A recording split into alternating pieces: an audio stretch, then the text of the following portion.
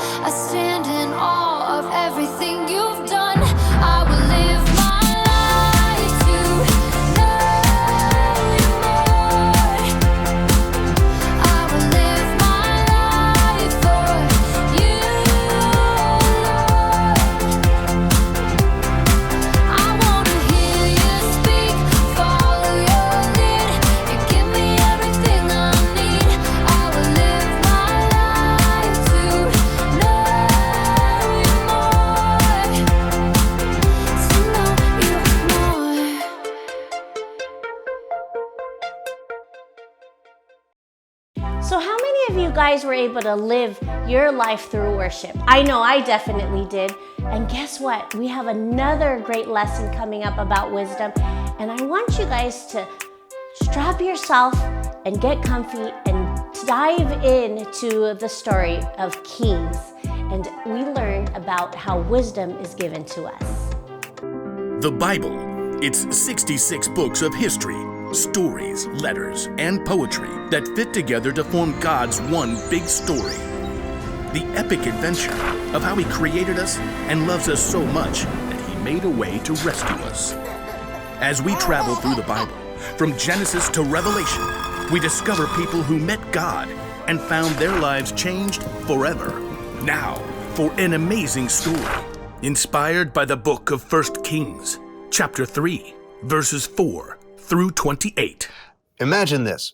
You're in a deep sleep, dreaming, when all of a sudden, the creator of the universe shows up and says, "Ask me for anything." Anything. You could ask for anything in the world and have it. What would you say? Perhaps you'd request an unlimited Amazon account where you could get whatever you want for free. Or perhaps you'd request a flying race car that could be dropped off at the moon or on the beach. Or you could ask to be the most popular kid in school forever. This might sound like a fairy tale, but it's true. It actually happened to a young man named Solomon. When King David died, his son Solomon became king. What are your royal orders, Most Royal Highness? I'm not sure.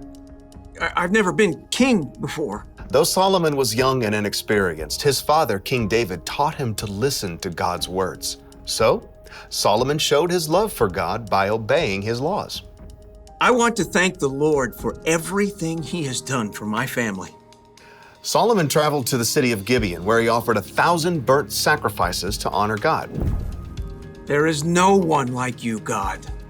That night, Solomon sank into a deep sleep, and the Lord appeared before him in a dream. Ask for anything you want me to give you. 1,000 ideas must have exploded into Solomon's head.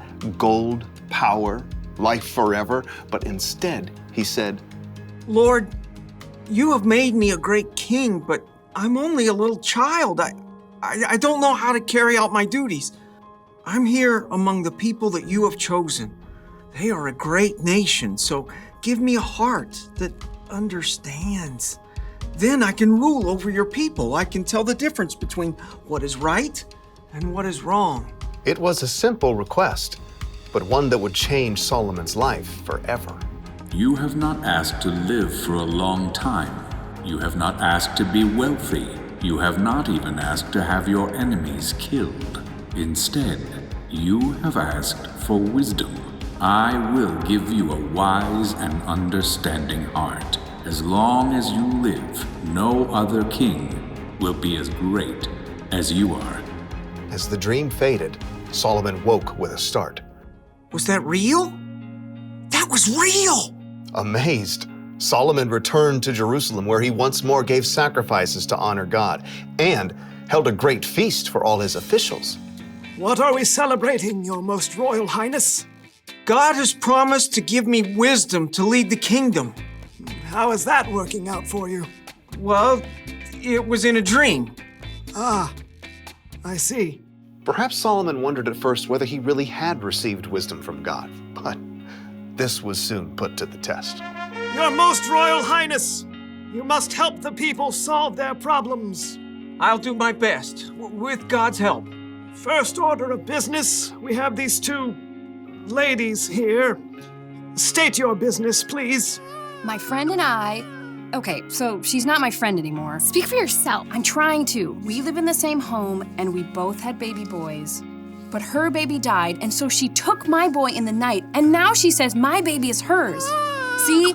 That's not her baby. No way. This baby is my son. Is not. Is too. Ladies! Solomon turned to the first woman. You say my son is the living baby, but your friend says the baby is her son. That's a lie. Is not. Is too.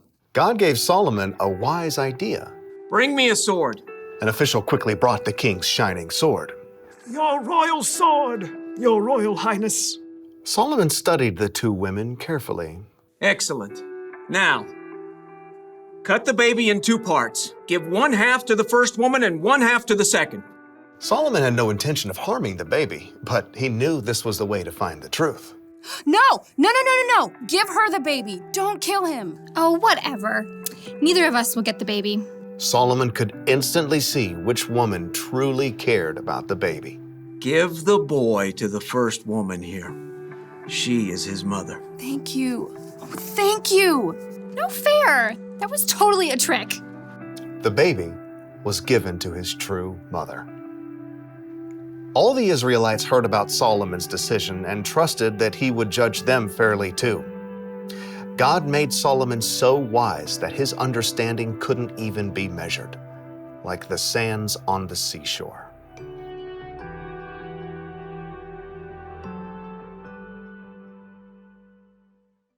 As you can see from Solomon's story, how wisdom was transferred over. We can use our wisdom every day in our lives. I want you guys to understand trusting God in wisdom with this month's memory verse. If any of you needs wisdom, you should ask God for it. He will give it to you. God gives freely to everyone and doesn't find fault. James 1:5.